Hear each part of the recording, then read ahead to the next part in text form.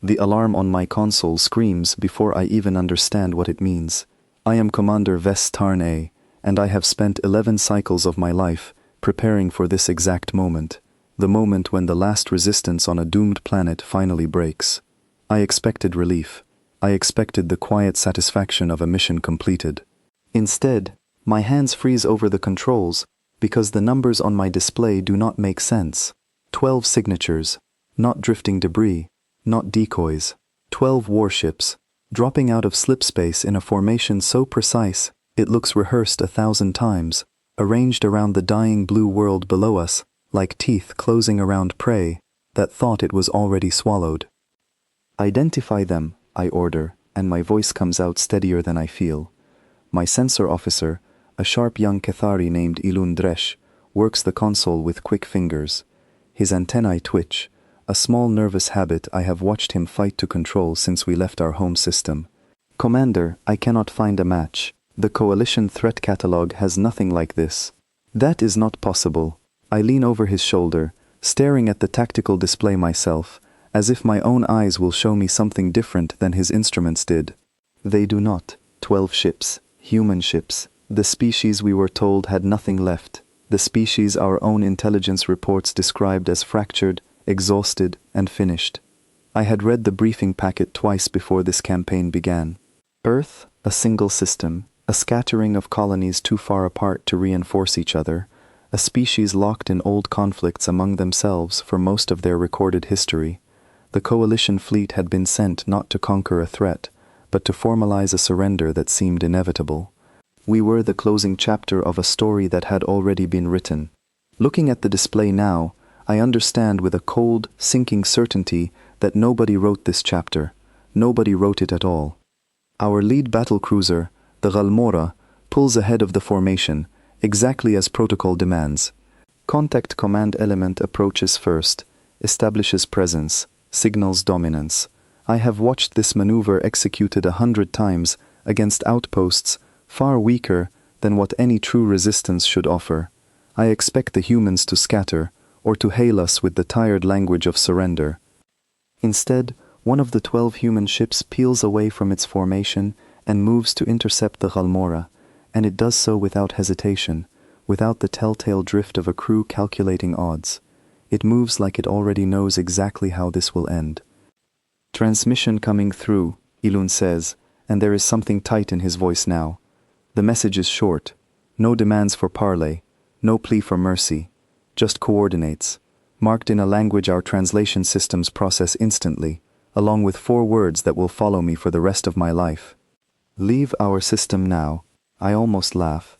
Beside me, my tactical officer, a broad-shouldered veteran named Corin Adeyemi Solis, who has served 3 coalition campaigns without a single loss, actually does laugh, low and short. They are giving us an ultimatum, he says. 12 ships, against our 400. I do not answer him, because something in my chest refuses to relax the way his voice has. The Galmora's captain, a proud old warrior named Bresk Ilovantar, who fought in the border wars before I was even assigned my first post, responds the way doctrine says he must. He ignores the warning. He orders the Galmora to close the distance and demand the human ship stand down. It is exactly what I would have expected any capable officer to do. It is exactly what gets him killed. I do not see the weapon that hits the Galmora. There is no visible beam, no dramatic flash that plays out slowly enough for the eye to track. There is only the ship itself, one moment whole and proud on my display, the next moment a hollow shell venting atmosphere into the black, its reactor signature already fading into silence. The bridge around me goes utterly still. Status, I say, and the word comes out smaller than I intended. Galmora is gone, Commander, Ilun says, and his voice cracks on the last word. Full crew complement. Gone in a single strike. I have fought in 3 campaigns before this one. I have watched ships die before, watched them break apart under sustained fire after long, grinding engagements that tested every system aboard both vessels. I have never seen anything die like this, one shot. No warning beam, no charging sequence our sensors could detect in advance, no telltale power spike that would have given the Galmora even a heartbeat of time to evade. They knew exactly where to hit, Corin says quietly, all trace of his earlier laughter gone. Reactor core. Nothing wasted, nothing overkill, just precisely enough force and no more. I stare at the wreckage drifting on my display, and I feel something shift inside me, some deep and unwelcome recalibration of everything I believed about this mission an hour ago. This was not supposed to happen. Humanity was supposed to be finished. Our reports said so. Our strategists said so. Every briefing I sat through in the months leading up to this campaign painted a picture of a broken, desperate species clinging to the last scraps of a homeworld they no longer had the strength to defend. 12 ships have just proven every single one of those reports wrong, and they did it with a single strike that took less time than it takes me to draw a breath. Orders, Commander? Corin asks, and for the first time since I have known him, I hear something in his voice that sounds almost like fear, held carefully in check. I look at the tactical display, 400 coalition vessels, 12 human ships. On paper, the outcome should already be decided. But I have just watched what happens when doctrine meets an enemy that does not follow the rules we assumed applied to everyone. Hold position, I say, though every instinct screams that holding position after watching the Ghalmora die is exactly the kind of hesitation that gets fleets destroyed. I want full sensor sweeps on all 12 contacts. I want to know everything about these ships before we commit another vessel. Fleet Command will want retaliation, Corin warns. Fleet Command did not just watch a ship die in a single shot, I answer. I did. Across the fleet channel, I can already hear the chatter beginning, captains demanding to know what happened, officers shouting for immediate coordinated fire on the human formation. I understand the impulse. Rage is easier to carry than fear, and right now every crew in this fleet is afraid, whether they will admit it or not. I open a channel to Fleet Command myself, a woman named Thessaly Okonkwo Vance, who has led this campaign since its beginning, whose calm voice has guided 3 separate coalition operations to clean, efficient victories. Commander Tarn A, she says, report. 12 human vessels, advanced weapon systems, unknown design, capable of destroying a battlecruiser in a single strike with no detectable charge time. The Ghalmora is gone, full crew loss.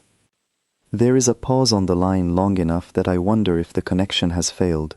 That contradicts every intelligence assessment we received, she says finally. I am aware, Fleet Commander. Hold your position. I am recalling the second wave until we understand what we are facing. It is the right call, the careful call, the call that might have saved lives if it had come an hour earlier. But even as she gives the order, I watch 3 more coalition vessels break formation without authorization, driven by crews who want vengeance for the Ghalmora more than they want caution. I watch them accelerate toward the human formation, weapons already charging, and I open my mouth to order them back, knowing even as I do that they will not listen. They do not listen. What happens next takes less than 2 minutes, and I will spend the rest of my career trying to explain it to people who were not there and cannot understand why it changed me so completely. The 3 coalition vessels open fire first, a coordinated barrage that should overwhelm a single human ship's defensive systems through sheer volume alone. I watch the human ship absorb the opening volley on shields that flare bright but hold, and then it moves, not away from the attack but through the gap between 2 of the 3 coalition vessels, closing the distance instead of retreating from it. What follows is not a battle. A battle implies some measure of contest, some exchange where both sides land blows and absorb them in turn. What I watch instead is closer to a demonstration, one ship methodically disabling 3 larger vessels with a series of strikes so precisely placed that I begin to suspect, with a chill that settles into my bones, that the human gunners are choosing not to kill every crew member aboard those ships.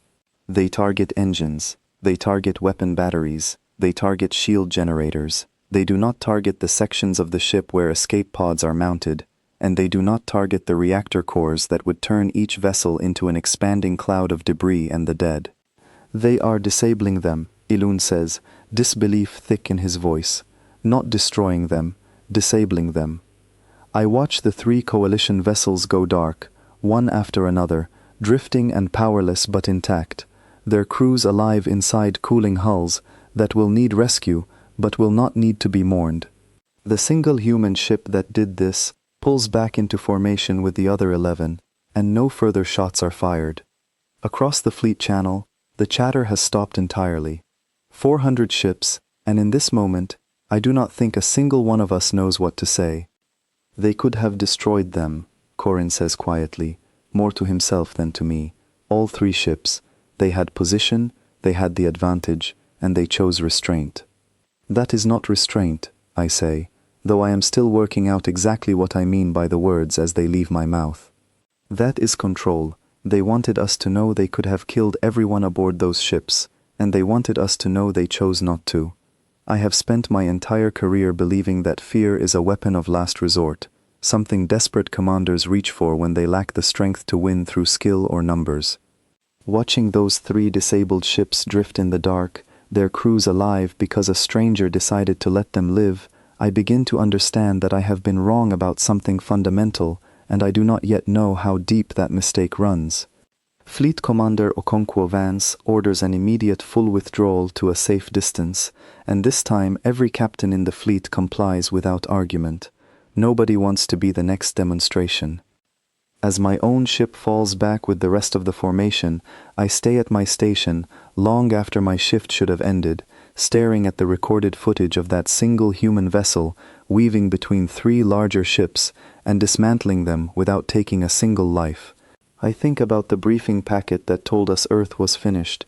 I think about the confident voices of the strategists who assured the Coalition Council that this campaign would be a formality, a clean and simple conclusion to a war that barely deserved the name. I think about the 4 words that opened this encounter. Leave our system now, not a threat, not a boast, a simple statement of fact, delivered by a species that apparently felt no need to convince us of anything, because they already knew exactly what would happen if we refused to listen. I do not sleep that night. I sit in the dim light of my quarters, replaying the destruction of the Ghalmora over and over, searching the sensor data for some flaw in the human weapon systems that our engineers can exploit, some weakness that will restore the natural order I believed governed this galaxy an hour before the alarm first sounded. I find nothing.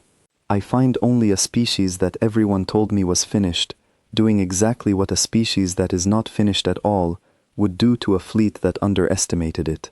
Somewhere below us, a blue world continues turning in the dark, unbothered by the 400 ships hanging in orbit around it, unbothered by the wreckage of the Ghalmora, drifting cold among the stars. I look at the planet on my display and I feel, for the first time in my career, something I have no proper word for in my own language. It is not quite fear. It is something closer to the sensation of standing on ground I believed was solid, only to feel it shift beneath my feet without warning. 12 ships arrived today, and the galaxy I understood an hour before their arrival no longer exists. I do not yet know what will replace it. I only know that whatever comes next, I will be watching every moment of it, because I have a terrible feeling that history is being rewritten in front of me, one impossible strike at a time. The morning after the Ghalmora falls, I am summoned to a full command briefing aboard the flagship, a vast vessel called the Adamant Resolve, where Fleet Commander Okonkwo Vance has gathered every senior officer still capable of reaching the meeting in time.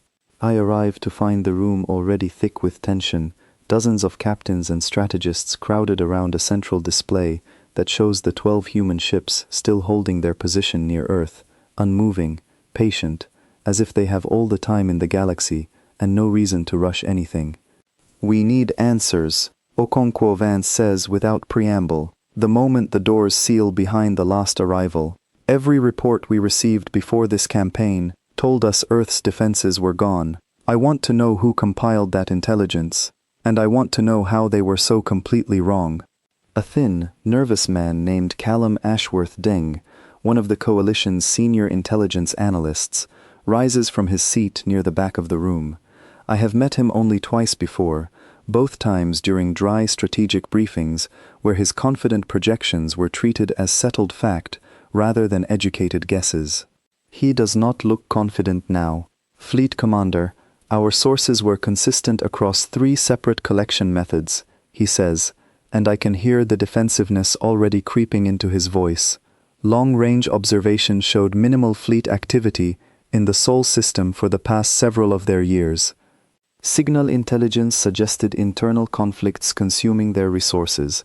Everything pointed toward a species too fractured and too depleted to mount any serious defense. And yet, 12 of their ships destroyed a battle cruiser and disabled 3 others in under 3 minutes, Okonkwo Vance says, her voice flat and hard. Explain that discrepancy. Ashworth Deng hesitates, and in that hesitation, I see something that troubles me more than his earlier confidence ever did. It is possible, he says slowly, that we were only ever shown what they wanted us to see. The room goes quiet. I think of every briefing I sat through, every confident chart showing humanity's fractured colonies and diminished fleet strength, every strategist who assured the Council that this campaign would be nothing more than a formal conclusion. If Ashworth Deng is right, if every piece of that intelligence was carefully arranged for us to find, then this campaign was never the closing chapter we believed it to be. It was an invitation, extended by a species patient enough to let us walk directly into a demonstration of exactly how wrong we were. I want everything we have on human history, Okonkwo Vance says, not the summarized reports, the raw archives. If they built ships capable of what we witnessed yesterday, I want to understand how a species we dismissed as primitive managed it, and I want to understand it before we lose another ship. I volunteer for the assignment before anyone else can claim it, partly because I genuinely want the answers, and partly because I cannot stop thinking about the way that single human ship moved through the gap between 3 larger vessels without hesitation, as if the maneuver had been practiced 1,000 times before it was ever needed for real. The Coalition archives on humanity turn out to be far larger than I expected, buried under decades of what our analysts labeled irrelevant historical noise, the kind of material nobody bothers reading once the strategic summary has been written. I spend the next several hours pulling old records, most of them fragments gathered by long-range observation posts that monitored Earth from a careful, cautious distance, never quite bold enough to make direct contact. What I find unsettles me in ways the destruction of the Halmora never quite managed to. Humanity's recorded history is short compared to most coalition species, barely a few thousand of their years since the earliest structured records begin, and yet within that short span, I find conflict after conflict, each one larger and more devastating than the last, each one somehow producing new advances in technology and strategy that their species carried forward into the next struggle. There is no clean narrative of steady, peaceful progress here.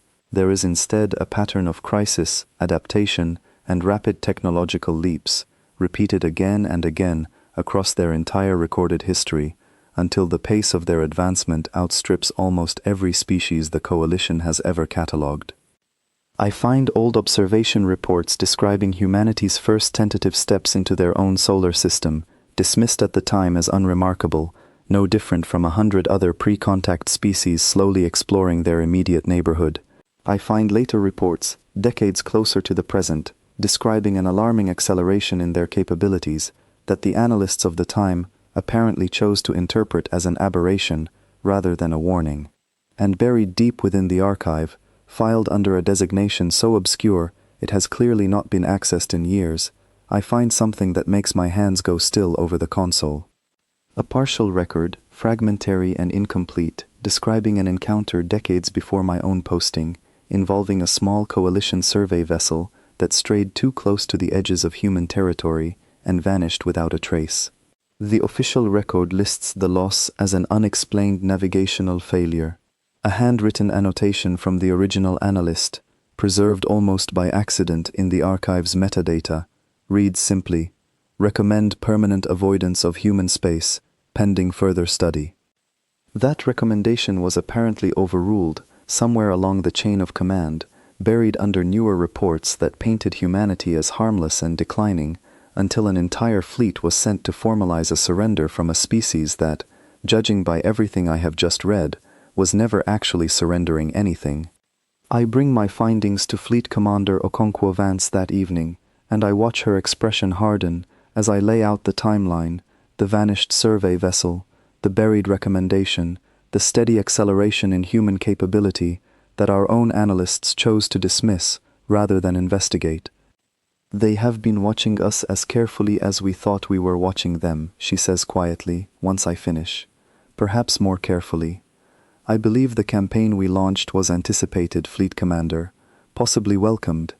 I believe they wanted us to arrive with exactly the assumptions we brought, so they could correct them in the clearest way possible. She is silent for a long moment, studying the tactical display, where the 12 human ships still hold their unmoving position. Corin Adeyemi Solis warned me this morning that some of our captains are eager to retaliate for the Ghalmora regardless of orders, she says finally. After what you have just shown me, I am no longer certain retaliation is a mistake we can afford to make twice. I leave that meeting with a weight in my chest that has nothing to do with the loss of the Ghalmora and everything to do with the sinking realization that every assumption the coalition built this campaign upon was wrong from the very beginning. We came here believing we were closing out a dying species. Instead, I suspect we have only just introduced ourselves to one that has been quietly preparing for contact far longer than we ever considered necessary, and I do not think the 12 ships waiting patiently near Earth are anywhere close to finished showing us exactly how much we underestimated them. 3 days after the destruction of the Ghalmora, Fleet Commander Okonkwo Vance calls an emergency session with every senior captain still holding position near Earth, and this time the mood in the room has shifted from confusion into something closer to open disagreement. I stand near the back beside Corin, watching captains argue across the central display, and I realize that the fleet is no longer a single unified force. It is a collection of officers each trying to decide, in the absence of clear precedent, what kind of war this actually is. A tall, broad-shouldered captain named Duncan Whitfield Osei speaks first, his voice carrying the particular confidence of a man who has never personally watched a ship die the way the Ghalmora died. 12 ships cannot hold 400 indefinitely, he says. Whatever weapon systems they carry, they cannot be everywhere at once. If we commit a full coordinated strike from multiple vectors simultaneously, no single vessel can respond to every threat. That assumes their weapons require line of sight and individual targeting cycles, I say, stepping forward before I can talk myself out of it. The Ghalmora died in under 2 seconds from initial detection to total loss. We have no confirmed data on how many simultaneous targets a single human vessel can engage. Whitfield Osei's expression flattens into something dismissive. You would have us sit here indefinitely, Commander Tarn A, paralyzed by a single engagement. I would have us understand our enemy before we lose more crews to confidence that has already proven fatal once. The argument continues for the better part of an hour, captains dividing into rough factions, some pushing for immediate coordinated retaliation to avenge the Ghalmora and reclaim the fleet's wounded pride, others urging patience and further observation before committing any additional forces. Fleet Commander Okonkwo Vance listens to all of it without comment, her expression giving nothing away, until she finally raises a hand for silence. We will not launch a full engagement today, she says, and I hear the quiet relief in Corin's exhale beside me. But I will not allow this fleet to sit idle while the Coalition Council demands results. We will attempt formal contact. If these humans wanted us destroyed rather than warned away, the 3 disabled ships from our first encounter would not still have living crews aboard them. It is, I think, the wisest decision available to her, though I can see from the tightening jaws around the room that not everyone agrees. Formal contact is arranged for the following day, a small unarmed shuttle carrying Okonkwo Vance herself, accompanied by a handful of officers including, to my surprise, myself. You found the pattern in their history that the rest of my staff missed, she tells me privately, before we depart. I want someone in that room who already understands we are speaking to a species far more deliberate than anyone believed. The meeting takes place aboard one of the 12 human vessels, a ship called the Meridian's Watch, and I spend the short transit trying to prepare myself for whatever I am about to witness. Nothing prepares me adequately. The human officer who greets us at the airlock is a woman named Priya Okonkwo Larson, tall and composed, her expression unreadable in a way that reminds me uncomfortably of Fleet Commander Okonkwo Vance's own careful neutrality.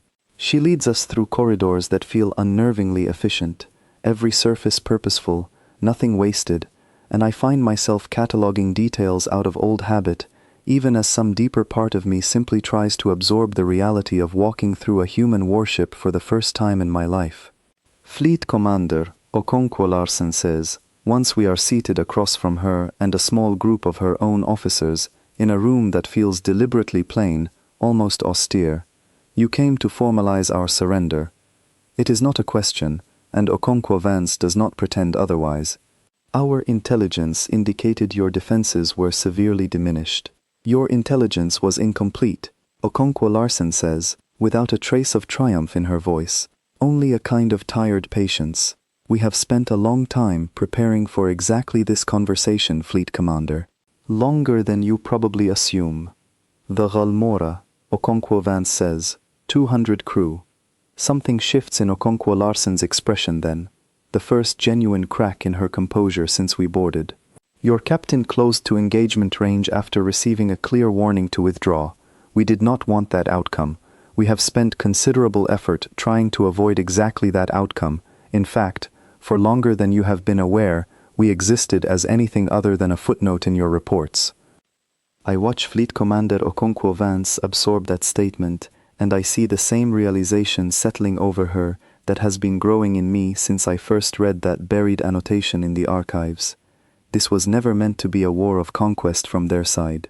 It was meant to be a lesson, delivered as gently as a species capable of destroying a battlecruiser in 2 seconds could possibly manage. And the Galmora died only because its captain refused to believe the lesson was real. What do you want from us? Okonkwo Vance asks quietly.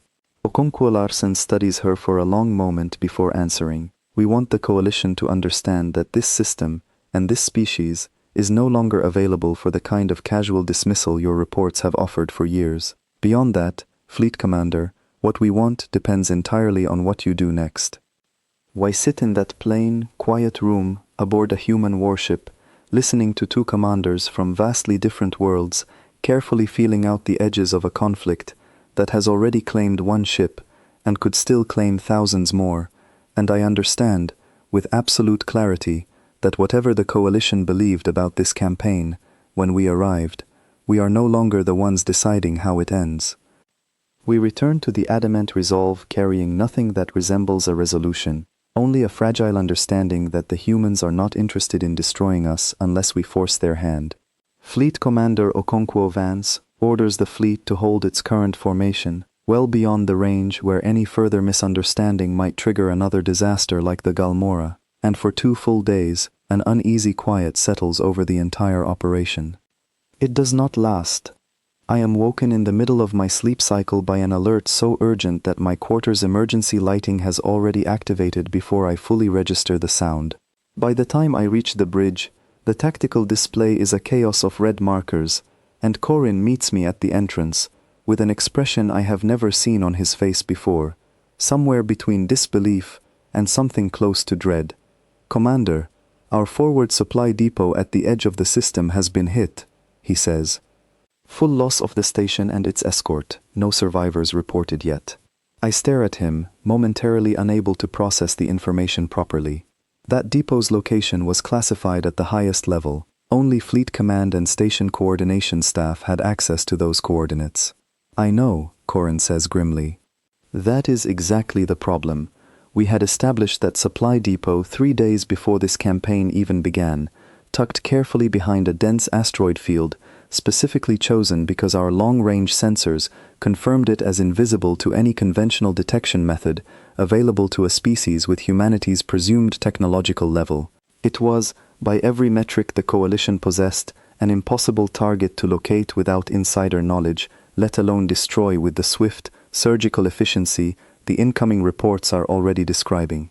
Show me everything we have, I order, and Ilun pulls up the sparse data available from the handful of automated sensor buoys that survived the attack.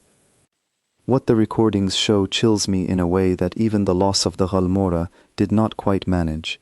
There is no prolonged engagement, no desperate defense mounted by the depot's modest garrison. There is a brief window of activity showing 3 human vessels approaching from an angle our sensor coverage should have made impossible to exploit undetected, followed almost immediately by the depot's destruction and the disabling, rather than destruction, of its escort ships, mirroring exactly the restraint I witnessed during our very first encounter. They knew our supply lines, I say slowly, working through the implications even as I speak them aloud. Not just our fleet positions, our supply lines, our sensor blind spots, the exact composition of our escort. This was not a lucky strike.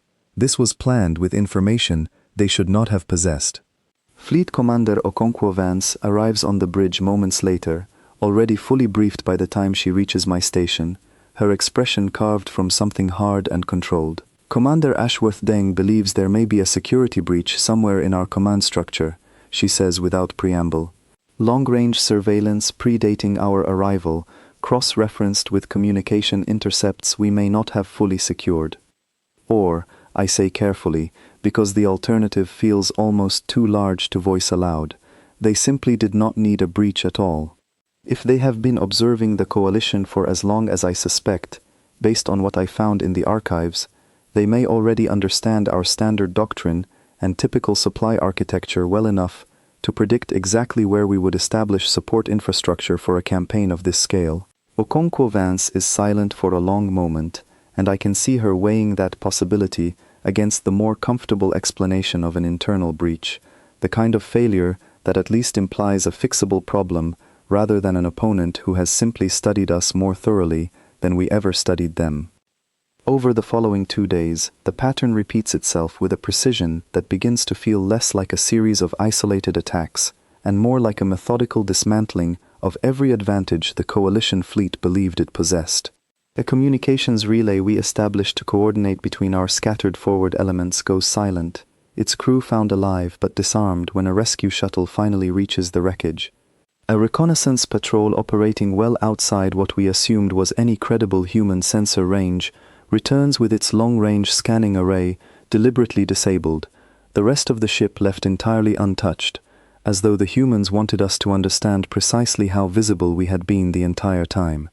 Every strike follows the same unsettling logic: enough force to accomplish the objective and no more, enough precision to demonstrate capability without ever escalating into the kind of overwhelming violence that would leave us with nothing left to negotiate over. They are not trying to destroy this fleet, Corin says to me quietly, during one of the rare lulls between incidents, as we review the growing collection of incident reports together in the ship's small tactical planning room. If they wanted the fleet gone, we would already be gone, Commander. Every engagement so far has been calibrated to cost us capability without costing us lives, beyond the Ghalmora itself. The Ghalmora's captain refused a direct warning and closed to engagement range regardless, I say. I do not think that outcome was their intention. I think every strike since then has been carefully designed to avoid repeating it, while still making it unmistakably clear that this fleet cannot operate here without their permission. That is a strange kind of mercy, Corin says. I am not certain it is mercy at all, I answer. I think it may simply be efficiency. A species confident enough in its own strength does not need to prove that strength through unnecessary destruction. They only need to prove it exists. The realization settles over me slowly, built from 100 small observations, rather than any single dramatic revelation, that every rule the coalition doctrine assumes about interstellar conflict has been quietly discarded by an enemy who apparently never agreed to follow them in the first place. Coalition strategy assumes a war of attrition fought at predictable ranges, with supply lines that require days or weeks to disrupt meaningfully, with reconnaissance advantages that take careful, patient effort to overcome. Humanity, it seems, simply ignored every one of those assumptions and built a strategy suited to exploiting exactly the blind spots those assumptions created. I bring my analysis to Fleet Commander Okonkwo Vance that evening, laying out the pattern across every incident report we have gathered, and I watch something in her expression shift from frustration into a kind of grim, focused clarity. You believe they could end this campaign entirely, whenever they choose, she says. I believe they have already demonstrated that capability several times over, Fleet Commander. I believe the only reason this fleet still exists in any meaningful capacity is that they have chosen restraint as a deliberate strategy, rather than because our defenses have successfully prevented anything. She is quiet for a long moment, staring at the tactical display where the 12 human ships remain, still holding their position near Earth, despite every disrupted supply line and disabled patrols scattered across the system's edges. I realize, watching her, that she is beginning to understand something I have suspected since my very first review of the archives. This campaign was never a contest the Coalition could win through superior numbers or conventional doctrine. It was, from the very beginning, an education, delivered by a species patient enough to let the lesson unfold at its own pace, one carefully calibrated strike at a time. Draft a full report for the Council, she says finally. Every incident, every pattern you have identified. I want them to understand exactly what kind of enemy we are actually facing, before someone in this fleet decides to test their restraint one time too many. I begin drafting that report immediately, though even as I write it, some quiet part of me already suspects that no report, however thorough, will fully prepare the Coalition Council for what continues to unfold in the days ahead. We came here believing we understood the shape of this conflict. Every hour that passes teaches me a little more clearly that we understood almost nothing at all, and that the humans holding position near Earth have known this from the very beginning.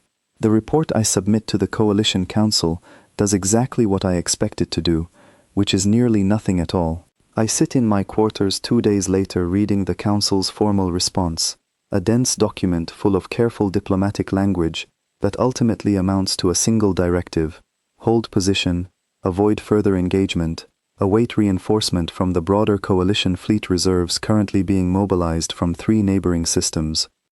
Reinforcement, I think, staring at that word longer than it probably deserves, as though the problem we face is a matter of insufficient numbers rather than an entirely mismatched understanding of what kind of conflict we have stumbled into.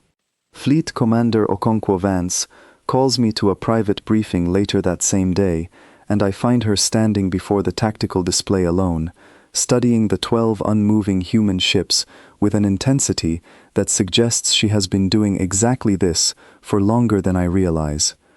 The Council wants reinforcements, she says, without turning around. 40 additional vessels arriving within the week. 40 ships will not change the fundamental problem, Fleet Commander, I say carefully. If 12 of their vessels can dismantle our supply architecture and disable our patrols without triggering a full engagement, 40 more of our ships simply gives them 40 more opportunities to demonstrate the same lesson. I am aware, she says, finally turning to face me. I argued exactly that position to the Council myself. They did not find it persuasive. Half of them still believe our initial intelligence was simply flawed in scope, rather than fundamentally wrong in kind. They believe a larger fleet, properly coordinated, still represents overwhelming force against a mere 12 ships. I understand the temptation behind that reasoning even as I recognize how dangerously mistaken it is. 400 ships already felt like an overwhelming advantage before this campaign began, and the arrival of 40 more would only reinforce the comfortable, familiar mathematics that Coalition doctrine has relied upon for generations. More ships, more firepower, more certainty of victory. It is a formula that has served the Coalition well against every species it has previously encountered, and I understand why abandoning it now feels almost impossible for officers who have built entire careers on its reliability. There is something else, Okonkwo Vance says, and I notice for the first time a folder resting on the console beside her, marked with a security classification I do not immediately recognize. Commander Ashworth Deng's team recovered additional archive material overnight. I want your assessment before I bring it to the Council. The material turns out to be a set of encrypted transmissions, painstakingly reconstructed from fragments the Coalition intercepted decades ago during that earlier vanished survey vessel incident I discovered buried in the archives. Most of it remains frustratingly incomplete, corrupted beyond full recovery, but one fragment survives intact enough to translate clearly, and reading it sends a slow chill through me that I cannot quite shake afterward. It is not a threat. It is not even addressed to the Coalition specifically.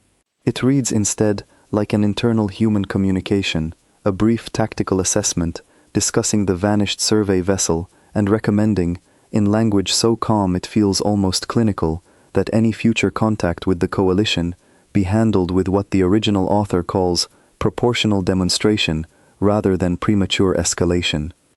They decided decades ago exactly how they intended to respond if we ever returned in force, I say quietly, setting the fragment down. Proportional demonstration. That is precisely the pattern we have witnessed since the Galmora, fleet commander. Every strike calibrated to teach a lesson without provoking a war neither side can easily end. Which means the choice of how this campaign proceeds from here, Okonkwo Vance says slowly, has never truly belonged to us at all. I do not have a comforting answer for her, because I do not believe one exists. The 40 reinforcement vessels arrive on schedule 5 days later, and I watch from my station as they fall into formation alongside the rest of the fleet.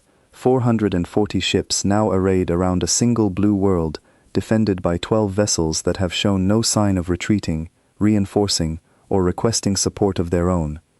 Within hours of the reinforcements' arrival, a fresh transmission reaches the fleet, and this time it is addressed directly to Fleet Commander Okonkwo Vance by name, delivered in the same calm, unhurried tone I remember from my own meeting aboard the Meridian's watch. It contains no threats, no demands for immediate withdrawal. It contains instead a simple, almost courteous offer, a formal meeting, this time to discuss terms, rather than merely to exchange warnings.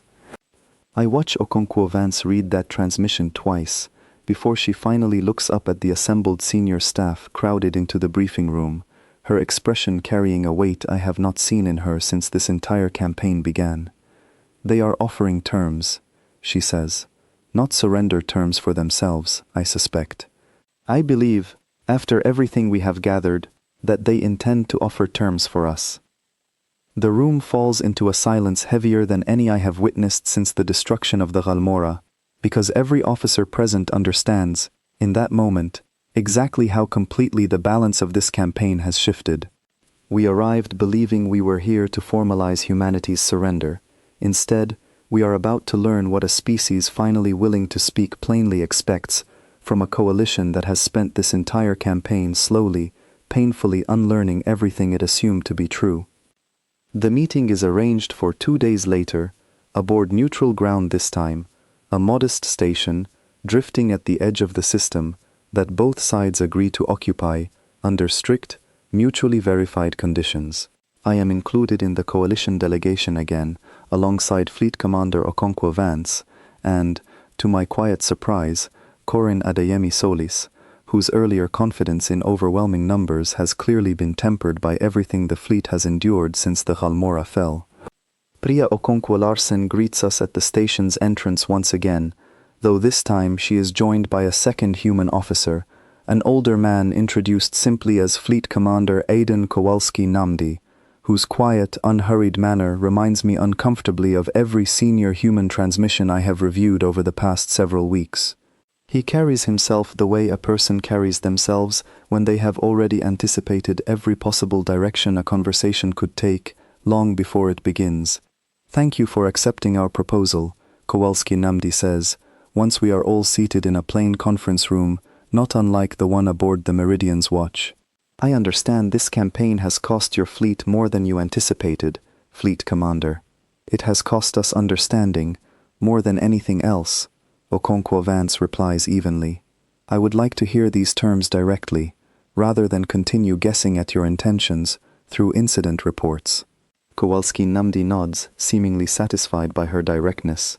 "Our terms are simple, and I suspect you will find them less severe than you expect. We are not interested in claiming coalition territory, nor in extracting tribute, nor in any of the outcomes your doctrine likely anticipates from a defeated adversary.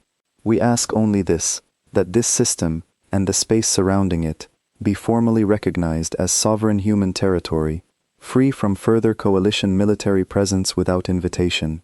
In exchange, we are prepared to withdraw entirely from any further hostile action, return your disabled vessels and their crews without condition, and open a formal channel for future diplomatic contact between our peoples."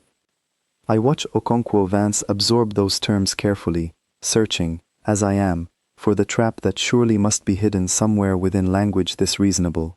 "That is remarkably restrained," she says finally, "for a species capable of what we have witnessed over the past several weeks.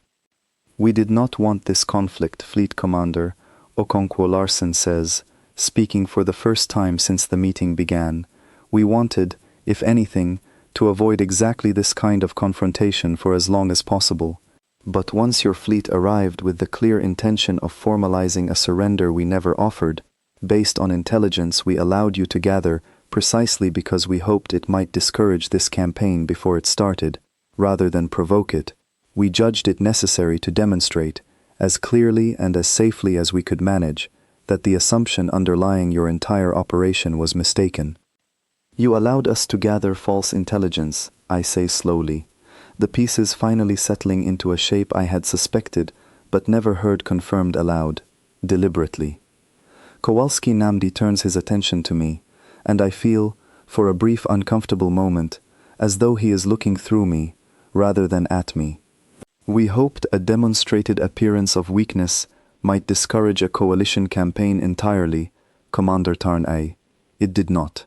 Your council saw an apparently vulnerable system and elected to eliminate a potential future problem while the opportunity presented itself, rather than investigate further. We anticipated that possibility as well, though we hoped, sincerely, that it would not come to pass. And if it had not come to pass, Okonkwo Vance asks, what then? Then this conversation would never have needed to happen at all, Kowalski Namdi says simply. We do not seek conflict with the coalition, Fleet Commander. We seek only to be left alone to determine our own future, on our own terms, without another power's fleet arriving periodically to reassess whether we remain worth the trouble of destroying. I sit with that statement for a long moment after the meeting adjourns, turning it over in my mind as our shuttle carries us back toward the adamant resolve. There is something almost unbearably simple about it, a request so modest that it feels entirely disproportionate to the devastating demonstration of capability required to make the coalition finally take it seriously.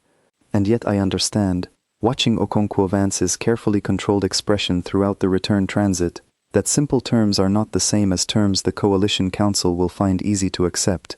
They could have destroyed this entire fleet, Corin says quietly, once we are alone in the shuttle's small passenger compartment. Every ship, every crew, all 440 vessels. Instead, they ask for nothing more than to be left in peace. That is precisely what worries me most, I say. A species with the restraint to ask for so little, after demonstrating so thoroughly that they could have taken far more, is not a species I believe the Council will trust easily. Restraint of that magnitude looks, to eyes trained on coalition doctrine, like patience concealing some deeper strategy we have not yet uncovered. Do you believe that yourself, Commander? I consider the question honestly before answering, turning over everything I have learned since the Ghalmora first fell. I believe, I say slowly, that they have been preparing for a conversation exactly like the one we just had, for far longer than any of us realized. I believe every strike since the Ghalmora was calibrated specifically to bring us to this exact moment, with as little unnecessary loss as they could manage, while still making certain we understood the terms would be respected if we accepted them. Whether that qualifies as patience or strategy, I no longer believe there is a meaningful difference between the two, where humanity is concerned. When we present the terms to the full Coalition Council 2 days later, the reaction unfolds exactly as I feared it would. Some council members, chastened by the losses already sustained, and the clear evidence of human capability documented in every incident report, argue strongly for acceptance, insisting that a peaceful withdrawal, in exchange for sovereign recognition, represents a reasonable outcome given the alternative. Others, led by voices still smarting from the loss of the Ghalmora and the humiliation of the disabled supply depot, argue that accepting terms from a species we outnumber more than 30 to 1 would set a catastrophic precedent, inviting every other species in coalition space to question our strength the moment they learn of it. I watch the council chamber divide along exactly those lines, watch officers who fought together through 3 previous campaigns suddenly finding themselves on opposite sides of an argument that has less to do with military strategy than with pride, and I understand, with a growing sense of dread, that the humans' carefully restrained demonstration of force may end up meaning nothing at all if the coalition itself cannot agree on how to respond to it. Fleet Commander Okonkwo Vance rises to address the fractured chamber, and I watch her weigh every word carefully before she speaks. I have commanded this fleet through every engagement of this campaign, she says. I have watched what these ships are capable of when patience runs out. I am telling this council plainly that further escalation carries risks this fleet cannot absorb without catastrophic losses, and I am recommending we accept these terms. Her recommendation does not settle the matter, exactly as I feared it would not, and I leave that session understanding that the true danger to this fleet no longer comes solely from the 12 human ships holding position near Earth. It comes just as much from a coalition leadership still unable to agree on what kind of enemy we are actually facing, divided between those who have learned the lesson humanity intended to teach, and those still convinced that enough ships and enough resolve can restore an order that, I am increasingly certain, no longer exists at all. The Council's formal vote is scheduled for 3 days later, and in the interval, the fleet itself begins to fracture along the same lines that divided the chamber. I notice it first in small ways, officers who once shared meals together now eating in separate groups, conversations that stop abruptly when I enter a room, a tension threading through every corridor of the adamant resolve that no amount of routine duty seems able to dissolve. The Duncan Whitfield Osei, the captain who argued so forcefully for coordinated retaliation during that first tense briefing after the Ghalmora fell, has become the unofficial voice for a growing faction among the fleet's captains who believe accepting human terms represents an unforgivable surrender of coalition standing. I encounter him in the officers' mess 2 days before the vote, and he does not bother masking his frustration when he sees me. You wrote the report that convinced half this fleet to fear 12 ships, he says, not quite an accusation, though it carries the weight of one. 440 vessels, Commander Tarn A, and we are debating whether to simply hand them a system because you believe their restraint reflects some deeper strength rather than a limitation we have not yet found. I wrote a report based on evidence, Captain, I answer, keeping my voice level, despite the heat rising in my chest. Every strike since the Ghalmora has demonstrated precision and control on a scale this fleet has never encountered. I did not write that report to frighten anyone. I wrote it because ignoring that evidence has already cost this fleet 1 battlecruiser and its entire crew. And if we simply accept their terms, he presses, what precedent do we set the next time a species decides the coalition can be pressured into concession through a handful of impressive strikes? Every border world watching this outcome will remember exactly how we responded. I do not have a perfect answer for him, because I understand the legitimate weight behind his concern, even as I believe his proposed alternative would prove catastrophic.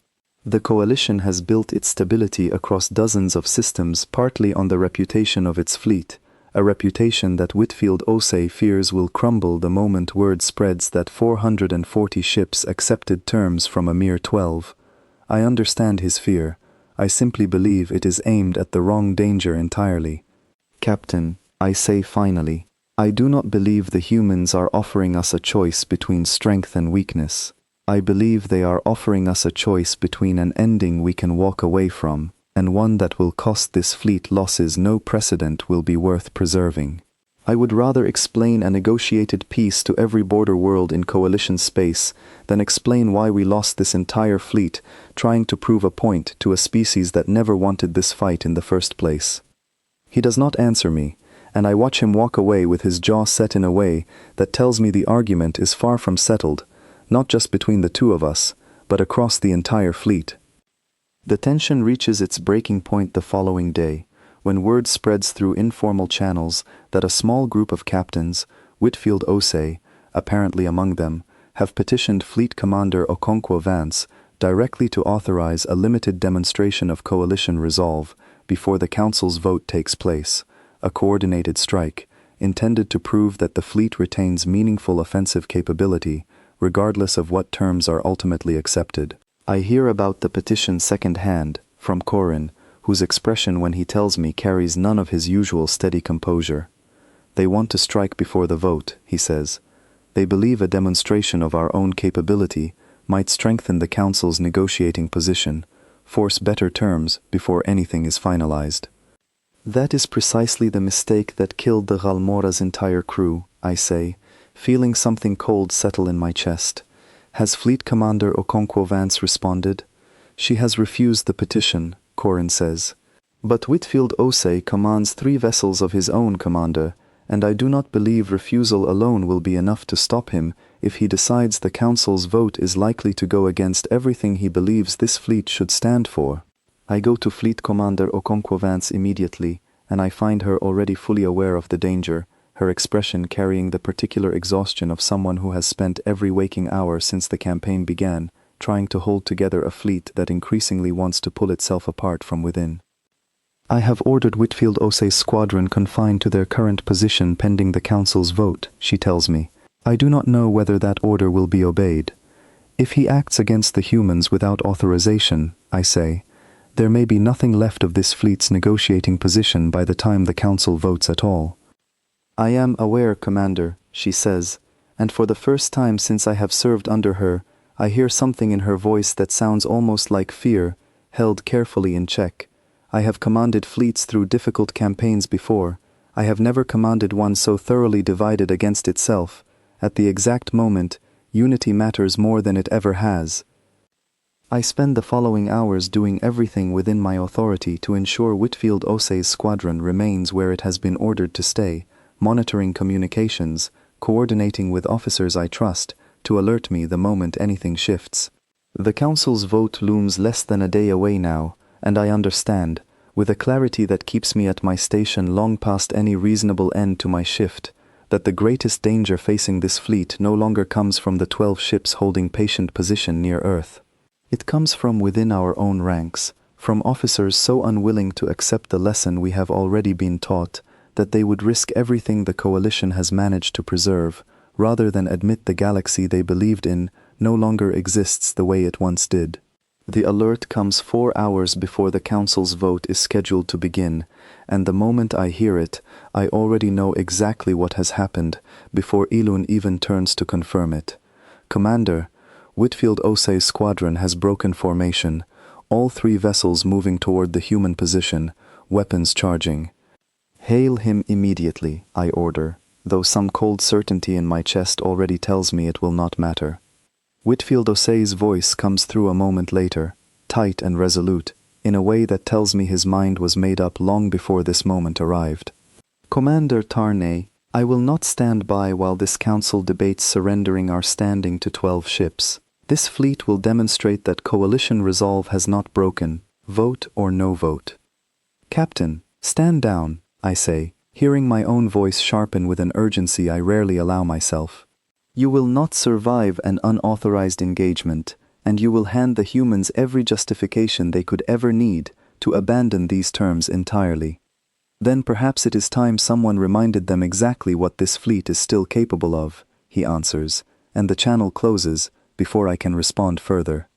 I watch on the tactical display as his 3 vessels accelerate toward the human formation, and I feel a helpless, familiar dread rising in my chest, the same dread I felt watching the Ghalmora's final moments weeks ago.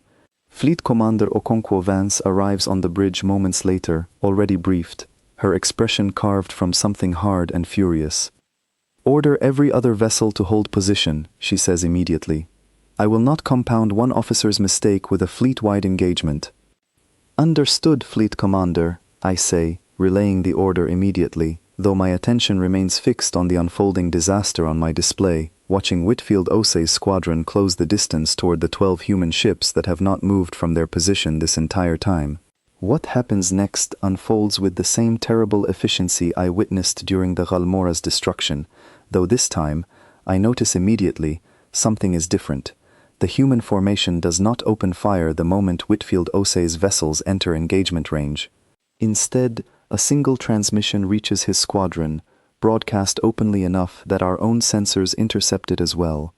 Withdraw now, the message reads, simple and unadorned exactly as the very first warning had been weeks earlier. This is your final opportunity. Whitfield Osei does not withdraw. His lead vessel opens fire, a full spread aimed at the nearest human ship, and for one suspended moment I believe I am about to watch the Ghalmora's fate repeat itself in triplicate. Instead, the human formation responds exactly as it did during that very first disabling strike weeks ago, methodically and without apparent malice. targeting engines, weapon batteries, and shield generators across all three of Whitfield Osei's vessels in a coordinated sequence that leaves every ship dark and drifting within moments, but every crew member, according to the emergency beacons that activate almost immediately afterward, alive. The bridge around me falls silent, and I release a breath I had not realized I was holding. All three vessels disabled, Ilun reports, his voice unsteady with relief. Crew status, confirmed alive across all three ships, Commander.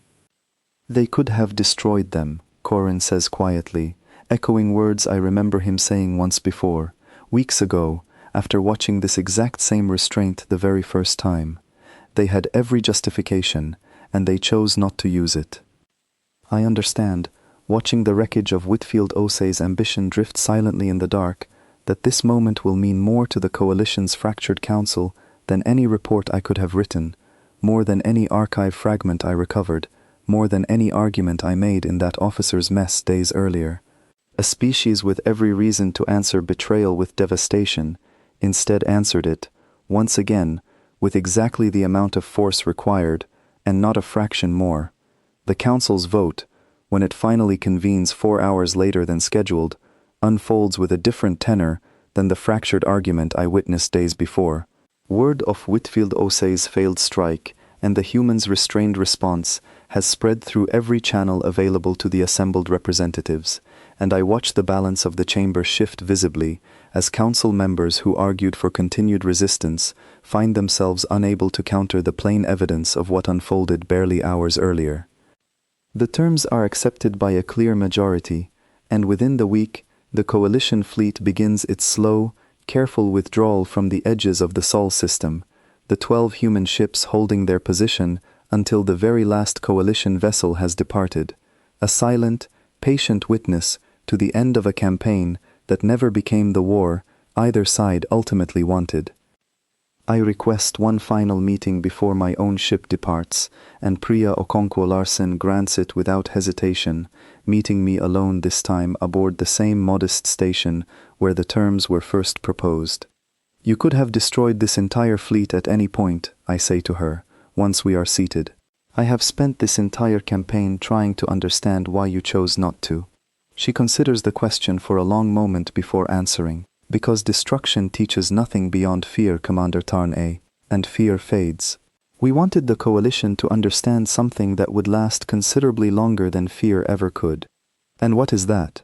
That we are not a species that can be dismissed, underestimated, or quietly erased from a report, simply because it proves convenient, she says. And that we are also not a species eager for conquest, provided we are left to determine our own future without another power's fleet periodically arriving to test whether we remain worth the trouble of destroying. I leave that final meeting carrying a weight I suspect I will never fully set down, a understanding that reshapes everything I believed about the natural order of strength and weakness among the galaxy's many species. Humanity did not need the Coalition's 440 ships to prove anything to itself.